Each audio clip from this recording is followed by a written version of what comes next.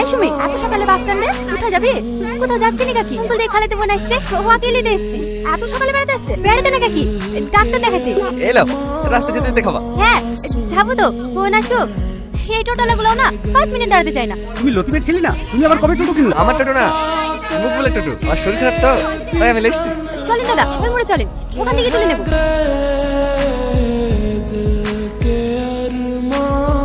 কত দূর আসলাম? ও কাকা এই হাটরা আর কতক্ষণ লাগবে?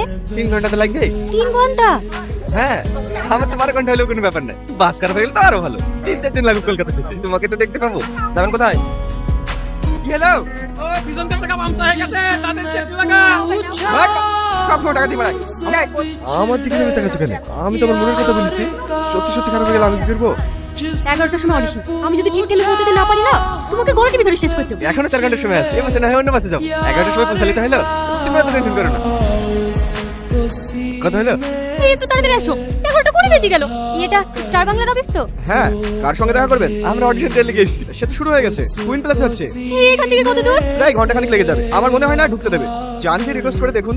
আর হবে না, এমন বেশি যাবে যে 4 ঘন্টা না 5 ঘন্টা লাগিয়ে দিল। আমার কপালটাই খারাপ। ও অত টেনশন করো না। সব তোমার লেগে হলো। আমি আবার কি করলাম? বড় বড় ভাবলে রে, চিনি অচিনি কি দিন তুমি? তোমার সাথে আমার আমার ভুল হয়েছে। তোমার লেগে হয়ে যাবে বেরিয়ে যাই গেল। কাঁদো সুমি, চলো আমি আছি তো। হাতটা ধরে হলো তোমাকে ভিতরে ঢুকো।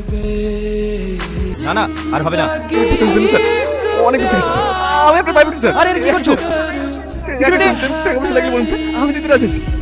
ওর ছোটটা ভেঙে দেন স্যার। ও খুব ভালো গান করে। একবার শুনে দেখেন স্যার। কি আছে স্যার? বের করো ওকে।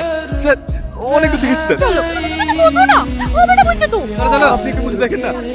আরে হবে না। খেলাম খাবো না। আর কতক্ষণ লাগবে? 1 ঘন্টার মধ্যে পৌঁছে যাবো। সারাদিন না খেয়ে আছো, একটু কিছু মুখে দাও। আমি জানি তুমি আমার উপরে রেগে আছো। অত ভেঙে পড়ো না, এর থেকে বড় বড় সুযোগ পাবো। এবার আর ভুল করছি না। দরকার হয় রাতে বসে থাকবো, একটু খাও না। চহট এই ওকে লিয়ে আই। আব্বু, আমার কথা শুনো আব্বু। আব্বু। আপনারা কি একটু চুপ করবেন? দেখো লতিফ ভাই, আমি অত তর্ক বিতর্কের মধ্যে যাচ্ছি না। দেখো লতিফ ভাই, আমি কারো দোষ দিচ্ছি না। গ্রামের সব জানাজানি হয়ে গেছে। তোমার ছেলে সুমিখালি পালিয়ে গেছে। এই মেয়েটারা বিয়ে দিতে পারবে নাকি? দুজনের মধ্যে প্রেম ভালোবাসা আছে বলেই কিন্তু ওরা অত দূর যেতে পেরেছে। আমার মতে দুজনের বিয়ে দিয়ে দেওয়া দরকার। এই রবিকুল, বল তাহলে কি করবো? আমি আবার কি বলবো? তোমরা যা ভালো বোঝো তাই করো। এই তো হয়ে গেল। মা, আমি ওকে বিয়ে করবো না। চুপ, তুমি বিয়ে করতে শুনবে না না? চল। আমার আর কোনো উপায় ছিল না। সত্যি তুমি জিনিস একটা। খুব আনন্দ হচ্ছে না?